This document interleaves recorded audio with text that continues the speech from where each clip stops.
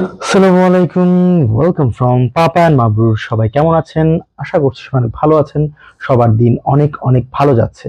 Wild fire, নিশ্চয়ই title দেখে বুঝতে পারছেন আমি কোন টপিকটা নিয়ে আজকে কথা বলতে যাচ্ছি। সো কিছুক্ষণ আগে রিলিজ হয়ে গেল পুষ্পা টু দ্য রুল সিনেমাটার ট্রেলার, যেটাকে মেকার্সরা বলছে গ্র্যান্ড ট্রেলার। আর এই ট্রেলার রিলিজ নিয়ে কিন্তু বেশ আলোড়ন সৃষ্টি হয়েছে ইন্ডিয়ায়। আমার মনের মধ্যে আলোড়ন সৃষ্টি হয়েছে, দ্যাটস ওয়াই এই ট্রেলারটা নিয়ে কথা বলতে আসলাম। তো ট্রেলারটা আমার কেমন লেগেছে? My goodness, that's absolute blast, genuine blasty trailer. ট্রেলারটা আপনাকে দারুণ একটা জার্নি দেবে। এই ট্রেলারটা যথারীতি বিভিন্ন অ্যাকশন, মিউজিক্যাল মুভমেন্টস এগুলো নিয়ে বানানো হয়েছে। অ্যাকশন দিয়ে রোম্যান্সে ঢুকেছে। এই রোম্যান্সের মাধ্যমে আমরা বুঝতে পেরেছি এবার শ্রীবল্লী ক্যারেক্টারটাকে বেশ প্রায়োরিটি দেওয়া হয়েছে। এর পরপরই তারা জাম্প করে বিভিন্ন ধরনের অ্যাকশনে। তারপর ট্রেলারে এন্ট্রি হয় হচ্ছে ফাহাদ ফাসিলের। আর ফাহাদ ফাসিলের এন্ট্রি, ও মাই গুডনেস, আমার তো পুষ্পার থেকে বেশি গুজবাম ক্রিয়েট হচ্ছিল ফাহাদ ফাসিলকে দেখে। তার ডায়লগ ডেলিভারি গুলো দেখে দারুণ লাগছিল। এবং ট্রেলারের ফিনিশে, ট্রেলারটা যখন ফিনিশ হবে, তখন ট্রেডমার্ক যে ডায়লগটা, যে পুষ্পাকে কি ফুল ভেবেছো, তখন সাথে সাথে তার ব্যাকগ্রাউন্ডে যারা রয়েছে, আল্লু অর্জুনের, তাদের ভোকাল শুনতে পাই আমরা। আর তারপর ফাহাদ ফাসিলের ডায়লগ শুনতে পাই, না ফুল ভাবিনি, ভেবেছি ফায়ার। তখন আবার আল্লু অর্জুনের ব্যাকগ্রাউন্ডে যারা রয়েছে তারা আবার বলে ওঠে নো। তখন পুষ্পা বলে ওঠে ওয়াইল্ড ফায়ার। সো এইটা কিন্তু দারুণ লেগেছে আমার।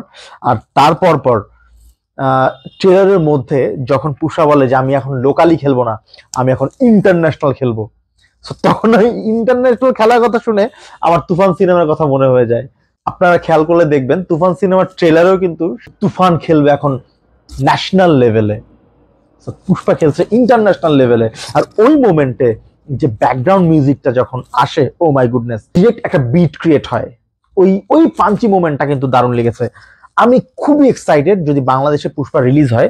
আমি প্রথম দিনই দেখতে যাব। আমি দারুণ এক্সাইটেড।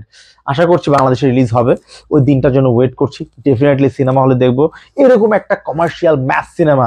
আর আমি তো পুষ্পা, আল্লু অর্জুনের ফ্যান আজকে থেকে না, সেই বাণী থেকে।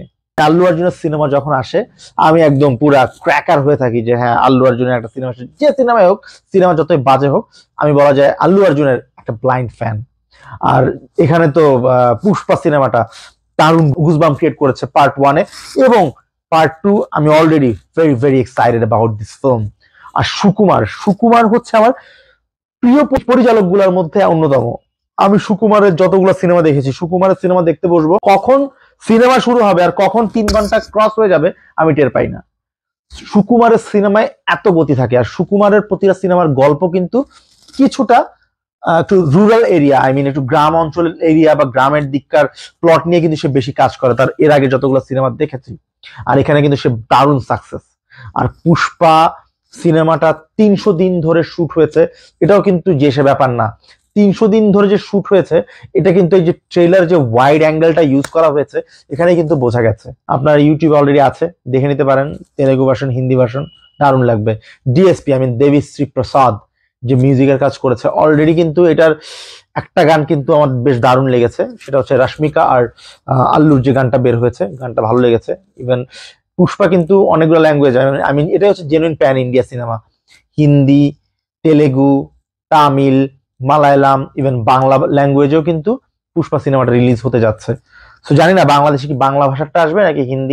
বাংলা ভাষাটা আসলে আমার মনে হয় না যে খারাপ লাগবে, যদি বাংলা ডাব করা সিনেমাটা যদি রিলিজ হয় বাংলাদেশে, মনে হয় না খারাপ লাগবে। কজ আমি যতগুলো হিন্দি বা ইন্ডিয়ান সিনেমা দেখেছি, সেগুলো যখন বাংলা ডাব সিনেমা দেখেছি, ওগুলো কিন্তু খারাপ লাগে না, বেশ এঙ্গেজিং লাগে, বেশ এন্টারটেইনিং লাগে। এছাড়াও বিভিন্ন ক্যারেক্টার ছোট ছোট ছোট আকারে যখন রিভিল হয়, সো ওই ক্যারেক্টার গুলো কিন্তু বেশ দারুণ লেগেছে, ওই মোমেন্টস গুলো কিন্তু দারুণ, বেশ ভালো লেগেছে। সো ওভারঅল ট্রেলারটা বেশ ভালো। গলাটা হয়তো একটু ঠান্ডার জন্য বসে গেছে। আমি আন্তরিকভাবে দুঃখিত যদি আমার এই রিভিউটা বা ট্রেলার নিয়ে যে আমি যে কথাগুলো বলছি, যদি আপনাদের বুঝতে অসুবিধা হয়, খারাপ লাগে, আমি আন্তরিকভাবে দুঃখিত। সো ট্রেলারটি এনজয় করেন। গান রিলিজ হয়েছে 2টা, একটা ভালো লেগেছে আর একটা অত বেশি ভালো লাগে নাই। আর এরপর পর আরো গানের জন্য ওয়েট করছি, already excited, very much excited. এই ছিল এই ট্রেলার নিয়ে আমার বক্তব্য। দেবীশ্রী প্রসাদের কাজ এর আগেও দেখেছি, আল্লু অর্জুনের সাথে দেবীশ্রী প্রসাদের কিন্তু কোলাবোরেশনটা কিন্তু বেশ ভালো হয়, এরা যতগুলা কাজ করেছে দুজন বেশ ভালো হয়েছে। সো এই মুভিটা নিয়ে বেশ এক্সাইটেড, আপনারাও হয়তো এক্সাইটেড। ভালো থাকেন সবাই, সুস্থ থাকেন, আল্লাহ হাফেজ।